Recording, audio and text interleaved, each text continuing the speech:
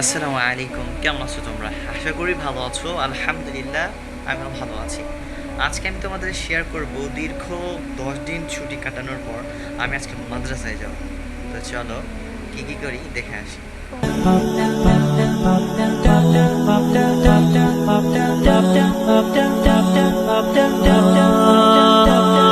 তো মাগরিবের একটু আগে যাচ্ছি মাদ্রাসার দিকে, দেন মাগরিব নামাজ পড়ে একটু রুমে এসে বসে থাকি। এই দেখো আমাদের ভাঙাচোরা। তো রুমে ছাত্র ভাইগুলো বসেছিল, আমিও বসে আছি এবং মজাও করছি, আবার দুষ্টুমি করে আমাদের এক ছাত্র ভাইয়ের ইন্টারভিউ নিচ্ছি।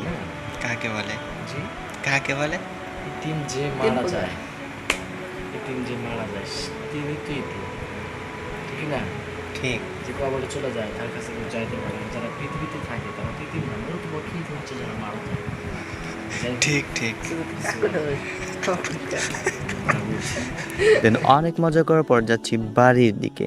আচ্ছা, এখন আমি ডাইরেক্ট যাচ্ছি বাড়ির দিকে। বাড়ির দিকে যে খাবো আর কি, এই ছিল আমাদের মাদ্রাসা। তো বাড়ি যাওয়ার সময় দুই একটা চিপস এবং বিস্কিটও নেই, খেতে খেতে বাড়িতে যাই। আবার সকালে আসতে হবে।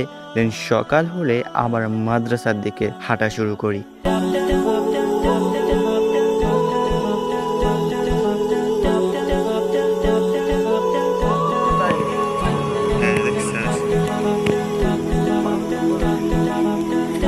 কি করা?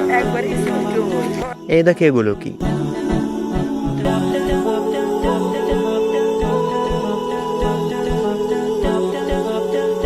যাই হোক, মাদ্রাসা গিয়ে আবার হুজুরের সাথে যাচ্ছি এক ছাত্র ভাইয়ের বাড়িতে এবং পৌঁছানোর পর ওদের জাম গাছ থেকে জামগুলো পেড়ে দিয়েছিল, ওইগুলা খাওয়া শুরু করি।